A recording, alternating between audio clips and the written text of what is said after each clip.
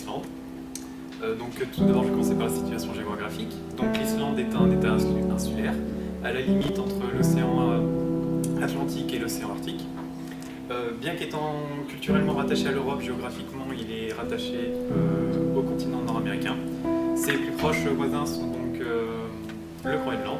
L'Islande est bordée par la mer d'Irminger au sud-ouest, le détroit de Danemark à l'ouest, la mer de Groenland au nord et la mer de Norvège à l'est. Et sa capitale est Reykjavik. Alors la présentation de l'Islande. Donc comme je vous l'ai dit, la capitale est Reykjavik. Sa fête nationale est le 17 juin. La population en tout est de 338 000 habitants selon Eurostat en 2017. Sa forme de l'État est une république parlementaire. Il parle donc l'islandais. Il n'y a pas de fuseau horaire avec la France.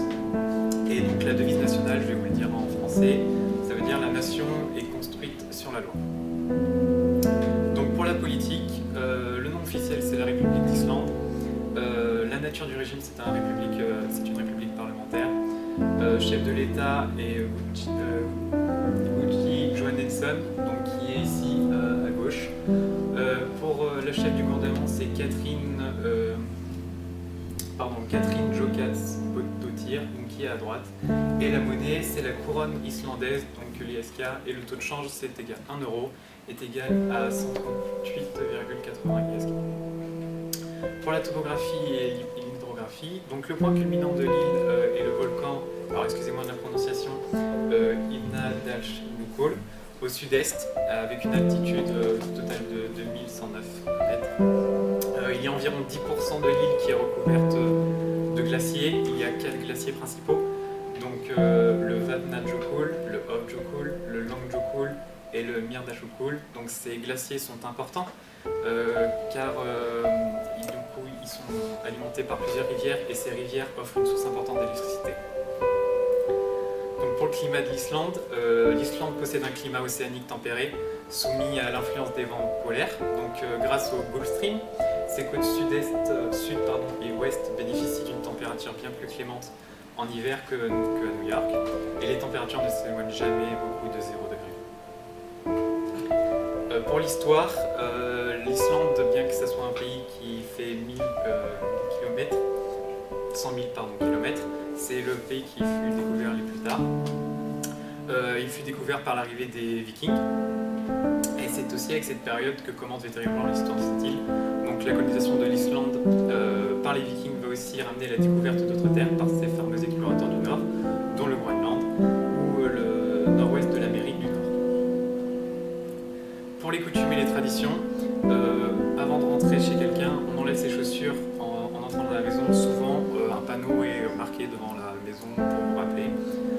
Pour les piscines, les vestiaires sont collectifs et pour les douches, on se douche du monde. Les maisons n'ont pas de volets. On prône l'égalité des sexes. Les fumeurs sont très mal vus en Islande, il n'y a pas de bureau de tabac. Et le pourboire est aussi très mal vu à leurs yeux car le serveur peut croire que l'on a pitié de lui. Pour la cuisine islandaise, donc, elle est principalement basée sur le poisson, l'agneau et les produits laitiers. Donc il y a 3 plats traditionnels.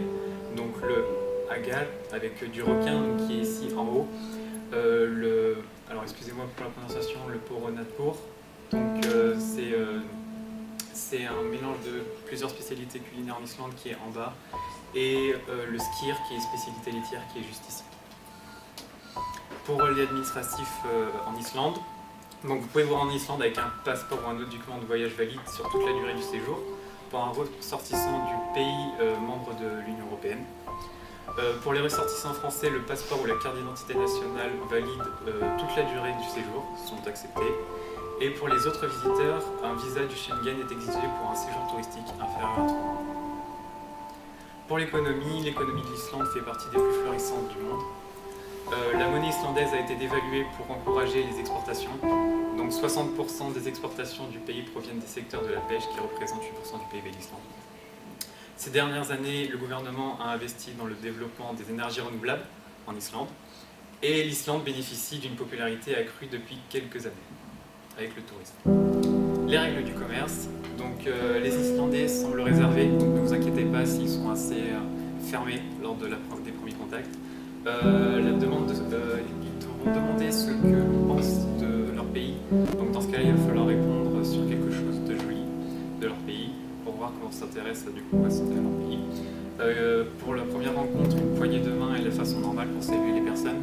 Et pour les femmes, si l'on connaît bien la femme, un petit baiser ou alors un serrage de main. Il n'y a pas de tabou. Entre les Islandais, ils sont très familiers, ce qui peut souvent choquer dans les conversations. Et les entreprises islandaises ont une structure organisationnelle à l'horizontale, ce qui signifie que les PDG peuvent être en contact avec les directeurs de petit niveau. Lors d'un face-à-face, les Islandais sont réputés pour avoir de façon directe dont ils communiquent. Ils peuvent être très directs. Ils ont parlé franc. La ponctualité, le sérieux et l'honnêteté sont les valeurs qui pèsent énormément en Islande. L'anglais est fortement conseillé dans les instances non islandaises. Et bien sûr, il faut arriver à l'heure car le retard est très mal vu et on juge très facilement une personne qui arrive en retard. Pour le tourisme, du coup, au sud-ouest et au sud, il y a la séparation des plages tectoniques euralistiques et américaines qui n'est visible que par les péninsules de Reykjavik et du coup Þingvellir qui peut donner des éruptions volcaniques. Dans la péninsule de Reykjavik se trouve